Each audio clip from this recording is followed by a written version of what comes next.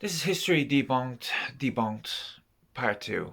Um, if anybody hasn't seen the first part of this video, you should check it out. It was a rebuttal to Simon Webb's video he made a while back when he basically made out that Islam and Christianity are interchangeable. And he put out a video again yesterday, I think it was, or the day before, with more of the same, and he just keeps putting his hand out to be slapped on this issue. I just reiterate, I agree with him on 95% of what he says, but he just keeps failing on this issue. I don't know why he fails so catastrophically on this issue. He doesn't seem like a man that's partial to capitulation where political correctness on these things are concerned. But so I think he's genuinely confused on this issue. So yeah, he put out a video yesterday, I think. And yeah, it was more of the same. He quoted different violent passages and basically made out that you can't tell, if you hear a violent passage, you can't necessarily tell which religion it's from. It could be from the Pentateuch, it could be from the even the New Testament or the Quran, which is true. Which is true. I mean, they're all plagiarisms of each other, really. They're thousands of years old, so they're going well. In the case of Islam, it's 1400 years old, but it's more or less plagiarized from the Old and New Testament. So there's a hell of a lot of crossover there. Nobody denies that, Simon. If you watch this, which I'd say the chances of you seeing this are pretty close to zero. But look, their religions aren't the same. They're plagiarisms of each other. The books are quite similar, insofar as the barbarism that's in there.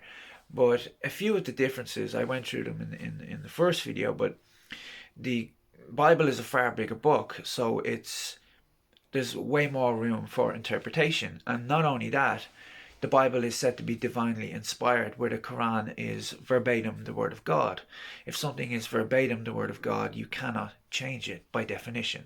So if there's a violent passage, you cannot change it. It's not open to interpretation. Where if it is the Bible, it can be. You could say that human beings came in here. Maybe that's not quite, meant to be that way or whatever. And you have passages like in Matthew, doing to Caesar what is Caesar's, doing to God which is God's. That's the separation of church and state right there. In Islam, you really don't have a justification for separating mosque and state, as it were. I don't know why he doesn't talk about these differences. The there are little differences that have huge effects in the world, but there's also big differences, like the notion of paradise in Islam. Um, yes, you have a lot of the same things where sacrificing animals and what meat to eat and what to abstain from, because they are plagiarisms of each other. But Islam has a notion of paradise, the 72 virgins, and there've been Pew and Gallup polls taken in the Muslim world for the last 40 years, and they're terrifying. They're just average people in Muslim countries. In most cases, it's a majority that believe that killing somebody in defense of Islam, non-combatants, by the way, so not in a war, in defense of Islam is totally justified. It's a majority. um, so I can see that it's a minority of Muslims who will commit violence, but it's certainly a majority that think it should be justified. Um, yeah, and that is not a small detail. The notion of paradise in Islam is that there is no Christian on the face of the earth that will blow himself up, or a Jew, in defense of their religion. I think that is the best thing that can possibly happen to them, because they'll get into paradise and everybody they love into paradise as well. That is, a uniquely dangerous concept, and it's unique to Islam. Um, Another huge difference is the example of the prophets. Muhammad was a warlord. He chopped off heads. He raped a little girl. He took sex slaves. All of the above. Jesus did none of this. He was a pacifist. And yeah, he who has not sinned cast the first stone. This is the ethic you get from Jesus. That is a very different ethic than you get from Muhammad. This is not a detail, Simon, if you ever watch this, which I doubt. That is a huge difference between the religions. And when you look at the world, is it any surprise that that is the case? You said something at the end of your video. I have not come to bring peace, but a sword. Yes, Jesus said that. It's true. Jesus said that. But is that really the ethic that you get from Jesus? It's like, that's akin to an abolitionist in the 17 or 1800s. Let's say William Wilberforce, used the N-word at some stage. Is that a complete negation of his overall message? Of course not. Of course not. The ethic that you get from Jesus or Mahavira or the Buddha or whoever, is very different than the ethic you get from Muhammad. It's completely different. And you also went on to say that some Christians say that the Old Testament is to be ignored now. It's to be done away with. I think you're half right on that point. Christians, yes, they have to obey the Ten Commandments and that kind of thing. But there is a justification for ignoring the Old Testament barbarism. There's the notion that Jesus's grace has come to, it does away with all of that, and now we go with the New Testament.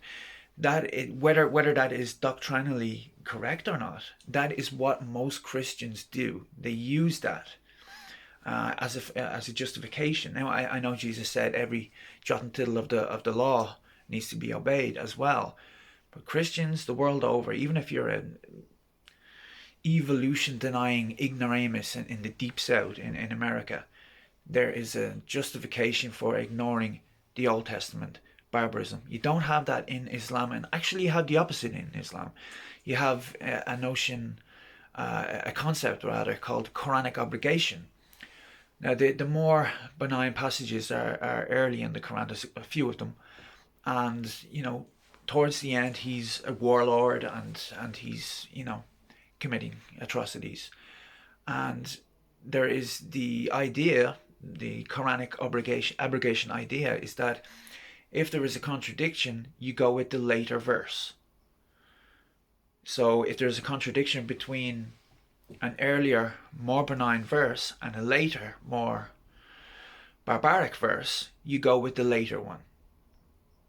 So you have literally the opposite in Islam, where you go with the more violent verse. And as well, in Islam you have the biography of the life of Muhammad. It's not only the Quran that Muslims view as sacred, it's the hadiths and the Quran, and the hadiths and the biography of Muhammad.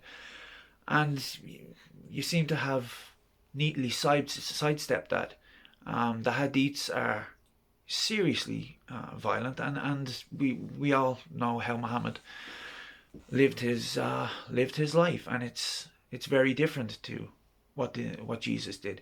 You didn't say a thing about any of this, and I think for Simon it must be just an incredible coincidence that if Islam and Christianity and Judaism, they're all interchangeable, who really knows, they're all really the same.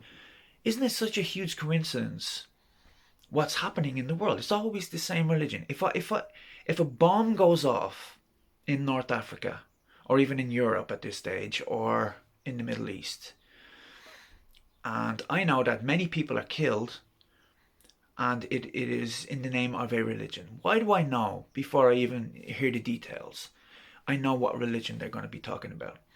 If I find out, if I read the New York Times or something like that, And I find that 5 heads have been found chopped off at some religious killings. How do I know that it is a Muslim that did it? If some woman is stoned to death for promiscuity or whatever it is, how do I know the religion that is going to be surrounding this madness? It must be just an astonishing coincidence to you that it's always the same religion. Where if it's such a surface level analysis to pick up the Quran and say, yeah, this stuff sounds like the stuff that's in the Bible as well. Therefore, there are actually no real differences. I think he failed again on this issue, and if he ever makes another video on it, I expect to hear more of the same. But it's a shame. Can't get everything right, I suppose.